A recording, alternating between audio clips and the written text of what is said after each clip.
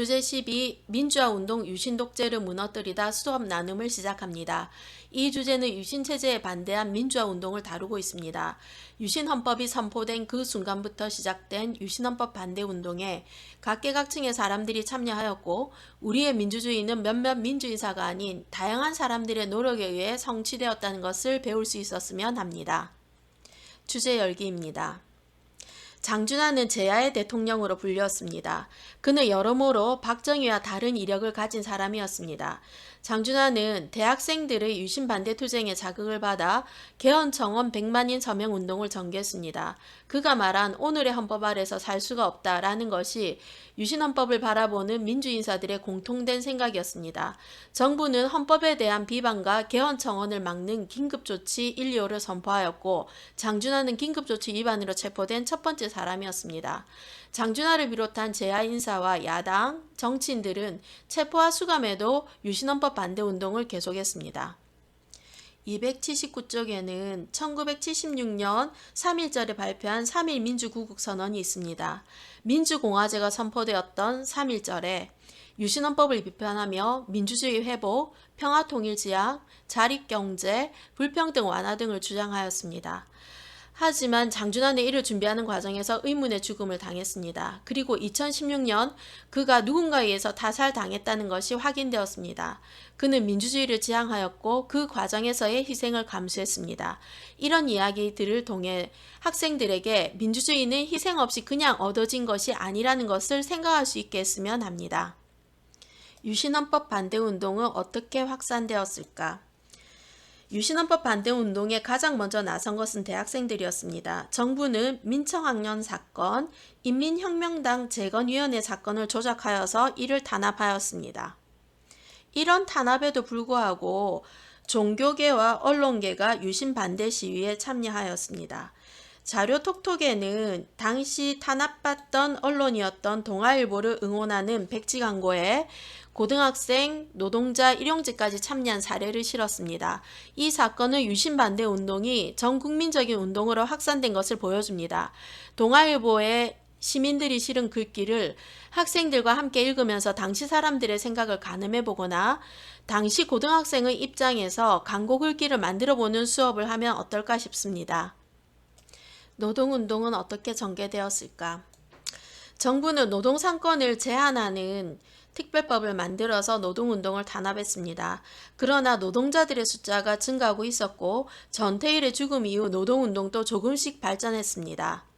그래프를 보면 노동조합과 노조원의 숫자가 증가하는 것을 확인할 수 있습니다. 자료톡톡에는 70년대 말 대표적인 노동쟁이인 동일방직 노동자들에 대한 자료를 실었습니다.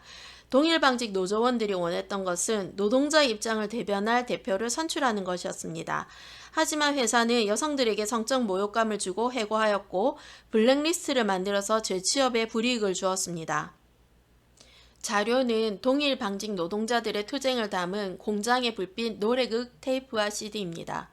테이프는 78년 당시 김민기가 도시산업선교회와 함께 노조원들을 지원하기 위해 만든 것이고 CD는 학생들도 아는 가수들이 리메이크한 것입니다. 이 노래들을 학생들과 함께 들으면서 당시 노동자들의 삶과 꿈에 대해서 생각하는 수업도 좋을 것 같습니다. 농민운동은 어떻게 전개되었을까? 이 시기 저임금을 떠받드는 저고가 정책의 피해는 농민들이 감당해야 했습니다. 카톨릭 농민의 도움을 받아 한평 고구마 피해 보상 투쟁에서 승리한 경우도 있었지만 농민운동은 광범위하게 전개되지 못했습니다. 유신체제는 어떻게 붕괴되었을까? 시민들의 야당에 대한 지지는 높아갔습니다.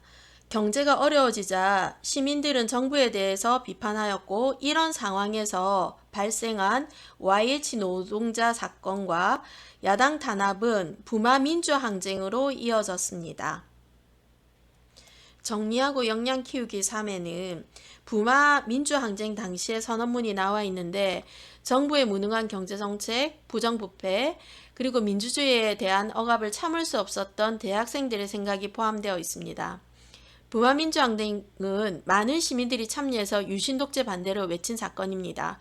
이런 시민의 저항을 직접 눈으로 본 김재규는 박정희에게 더 이상은 안 된다라고 충고했는데 박정희는 캄보디아 사례를 들먹이면서 시민들을 탱크로 밀어버리면 된다고 했고 이 말을 들은 김재규는 박정희를 총으로 쏘았고 유신은 끝났습니다. 저는 수업할 때 유신체제를 무너뜨린 것은 무엇일까라는 주제로 토론해 보았습니다. 아주 넓은 배경에는 경제적 불안과 시민들의 저항이 있었고 직접적인 계기로는 권력 내부의 갈등이 있었습니다. 학생들마다 다른 이유를 들어서 자신의 생각을 말했습니다. 이런 토론을 통해 학생들은 유신체제 붕괴되기 전의 정치, 경제, 사회 상황에 대해서 이해할 수 있습니다. 역사 토바보기 유신체제 속에서 인권의식이 싹트다입니다. 유신체제 아래서 민주주의를 요구하다 목숨을 잃은 사람들도 있었고 인권 억압 당한 사람도 있었습니다. 유신 반대 운동을 하다 구속된 사람들에 대한 고문을 멈출 것과 기본 권리를 주장하면서 인권 의식이 싹텄습니다.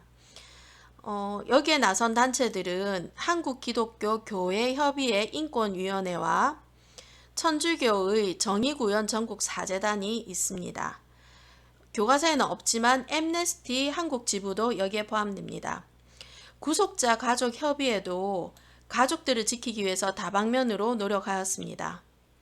사진은 1974년 구속된 가족들을 지키기 위한 구속자 가족협의회 사진입니다. 이들은 고난을 상징하는 보라색으로 부채나 양산을 만들어서 들기도 하였고 또 어떨 때는 보라색 원피스를 입고 외국 기자들 앞에서 한국의 인권 실태를 고발하는 퍼포먼스를 했습니다. 수업 시간에 학생들과 같이 이런 사진을 보면서 당시 인권운동에 대해서 이야기를 나누었는데 학생들은 이 시대에 촌스럽지 않고 멋지게 퍼포먼스를 전개한 어머니들의 모습에 흥미를 보였습니다. 이것으로 주제 12 수업 나눔을 마치겠습니다.